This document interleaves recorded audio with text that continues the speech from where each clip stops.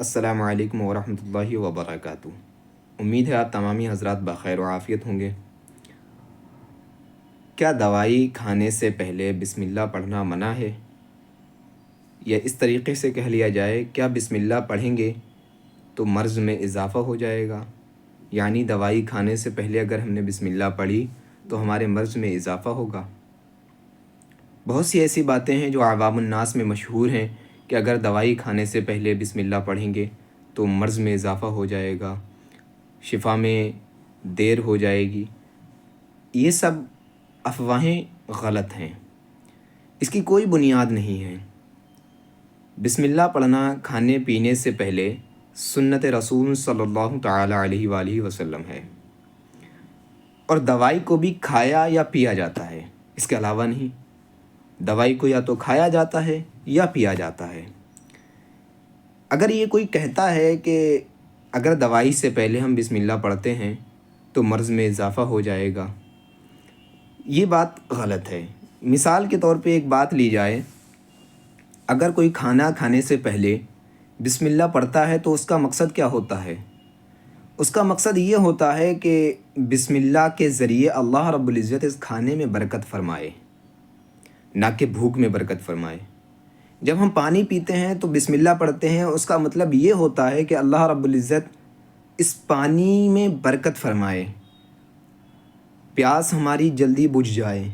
کھانا کھانے سے پہلے اس لیے پڑھتے ہیں کہ ہماری بھوک مٹ جائے، ختم ہو جائے، نہ کہ اس وجہ سے کہ ہماری بھوک میں اضافہ ہو جائے، ہماری پیاس میں اضافہ ہو جائے۔ اسی نقطہ نظر سے آپ دوائی کو دیکھیے۔ اگر ہم دوائی کھاتے ہیں یا پیتے ہیں تو اس مقصد سے کھاتے ہیں یا پیتے ہیں کہ ہمیں جو مرض ہے اس سے شفا حاصل ہو جائے، تو جو مقصد ہے اس مقصد میں برکت ہوگی۔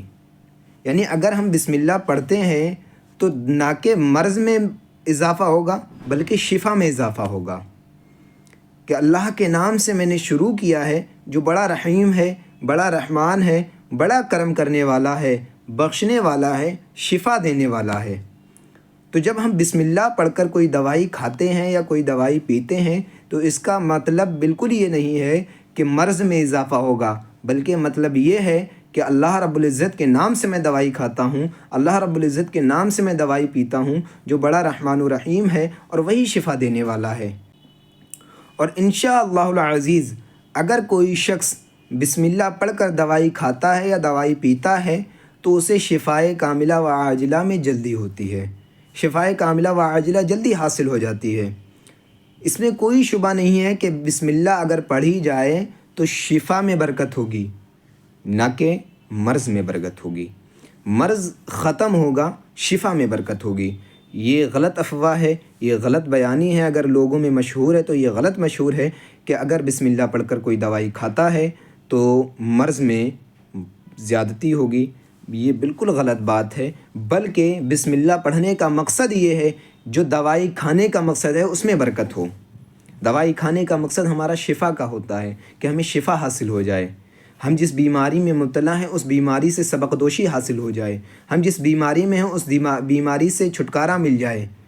اس وجہ سے تو جب بسم اللہ ہم پڑھتے ہیں تو یہی مقصد جو مقصد ہے ہمارا، اسی مقصد میں برکت ہوتی ہے، اسی مقصد کے ماتحت ہماری بیماری میں شفا میں برکت ہوتی ہے، ہماری بیماری ہمارے جسم سے دور ہو جایا کرتی ہے اور ہمیں شفائے کاملہ و عاجلہ حاصل ہو جایا کرتی ہے۔ اگر یہ کوئی مشہور ہے تو یہ غلط مشہور ہے۔